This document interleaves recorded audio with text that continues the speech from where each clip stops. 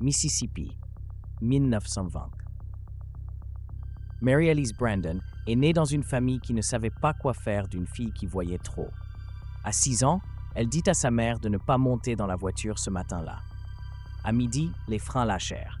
À 8 ans, elle prédit qu'une tempête détruirait le champ de maïs de sa grand-mère, 3 jours avant même que les nuages ne se forment.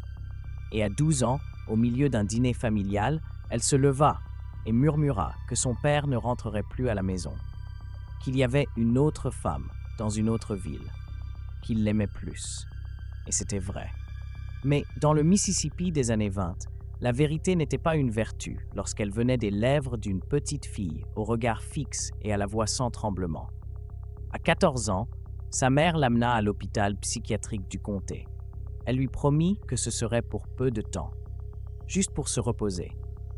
Elle ne revint jamais la voir. L'hôpital était blanc à l'extérieur, gris à l'intérieur. Les murs sentaient l'eau de Javel et la résignation. Là-bas, les visions d'Alice ne disparurent pas. Elles s'intensifièrent. Au début, elle tenta d'aider les infirmières. Cet homme de l'aile nord va se blesser ce soir. Il y aura une fuite de gaz dans la cuisine aujourd'hui. Elle avait raison. Toujours. Et c'est justement ce qui fit que les médecins cessèrent de l'écouter. Les sédatifs commencèrent. Les douches froides, l'obscurité. Et pire encore, l'isolement. « Il n'y a rien de mal chez toi, Alice, » disait l'infirmière aux yeux tristes. « Mais ce que tu vois effraie les mauvaises personnes. » Alice apprit à se taire, mais jamais à cesser de voir. Un jour, entre des visions éparses et le murmure constant de l'aile ouest, Alice vit autre chose, un visage, pâle, avec des crocs, souriant, un vampire, mais pas comme ceux des histoires des patients délirants. Celui-ci avait un nom, James, et il venait pour elle. Alice ne savait pas comment, mais elle le savait, comme si le futur lui criait dessus.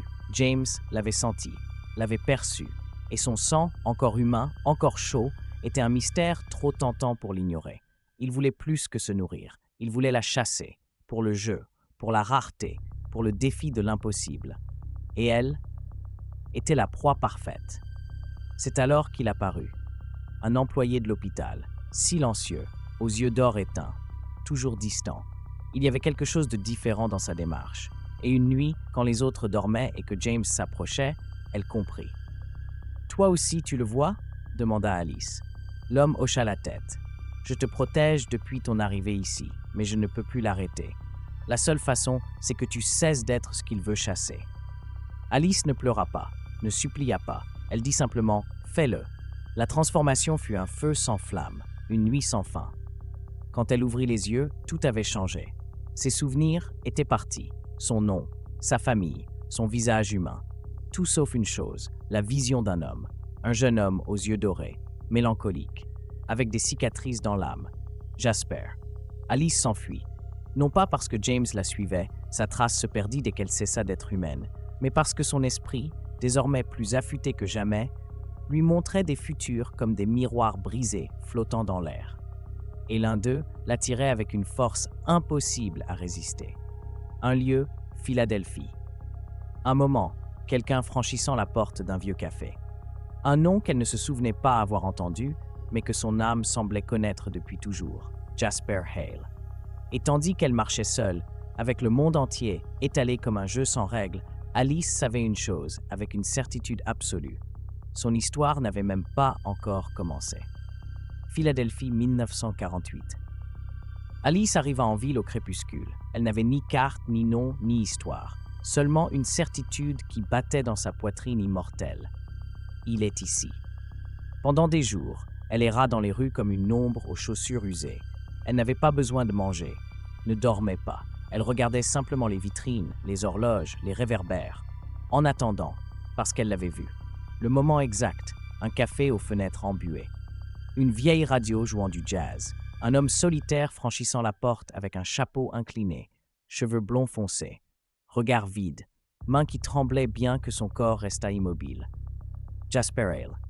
Alice ne savait pas qui il était, seulement qu'elle avait besoin de lui, comme si sa propre existence avait été incomplète jusqu'à ce moment. Et lui ne savait pas encore qu'il marchait vers l'amour qui allait le sauver. Jasper avait vécu des décennies comme soldat et comme ombre. Transformé par Maria pendant la guerre civile, il avait été général d'une armée de nouveau-nés dans le sud. violent, impitoyable, puis fugitif, toujours vide. Il avait essayé le régime animal, mais n'y trouvait aucun sens. Chaque ville l'épuisait, chaque visage le rendait plus seul. Jusqu'à ce soir-là, par pur hasard, ou du moins le pensait-il, il décida d'entrer dans un petit café de la 12e rue. Et là, il la vit. Alice était assise dans un coin, les mains croisées sur la table. Elle ne respirait pas, elle n'en avait pas besoin. Mais elle souriait, comme si elle l'avait attendu pendant toute l'éternité. Car d'une certaine manière, c'était le cas. « Bonjour », dit-elle sans se lever. Jasper la regarda, immobile, comme si le monde avait cessé de tourner. « On se connaît ?» Alice secoua doucement la tête. « Pas encore, mais tu vas m'aimer. Et moi, je t'aime déjà. » Jasper fronça les sourcils, fit un pas en arrière. Elle rit, pas par moquerie, mais avec tendresse. « Je sais, ça semble fou, mais je te vois depuis des années. Je ne pouvais pas me rappeler mon passé, jusqu'à ce que je voie ton avenir. » Jasper sentit un frisson lui parcourir le corps. Pas de peur, mais d'espoir. Personne n'avait dit son nom depuis des années. Personne ne l'avait regardé sans crainte, sans jugement. « Qui es-tu » Alice se leva, s'approcha, lui tendit la main. « Je ne le sais pas encore complètement, mais je veux le découvrir avec toi. » Et alors, pour la première fois en plus d'un siècle, Jasper sourit. À partir de ce moment, ils ne se quittèrent plus. Ce ne fut pas facile. Jasper portait des tempêtes. Alice se réveillait encore la nuit avec des visions croisées, mais ils se comprenaient sans mots. Alice l'aida à voir l'avenir comme autre chose qu'une condamnation. Et Jasper lui apprit qu'une âme sans souvenir pouvait apprendre à aimer sans peur.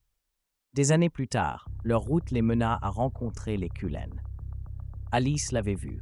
Edward, Rosalie, Emmett, Esme, Carlyle faisaient déjà partie de l'échiquier que son esprit explorait bien avant. Mais maintenant, enfin, elle ne marchait plus seule vers ce qui allait venir.